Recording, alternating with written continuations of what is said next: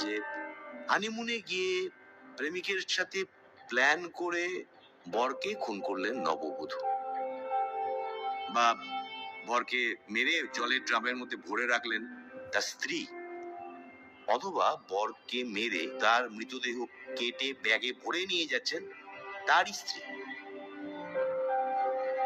বাবা মায়েরা ছেলেদেরকে খুব ভালোবাসে, তারা চায় যে সন্তানকে শ্রেষ্ঠ শিক্ষাটা দিতে। তারা নিজেরা না খেয়ে ছেলেদেরকে ভালো করে খাওয়ায়, যাতে তারা সুস্থ সবল হয়, যাতে ভবিষ্যতে তারা পুরো পরিবারের দায়িত্ব নিতে পারে।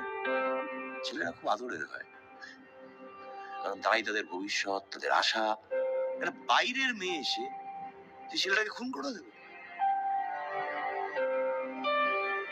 এখন একটা বিয়ে, সেটা একটা মেয়ের কাছে যেমন নতুন, একটা ছেলের কাছেও কিন্তু তাই।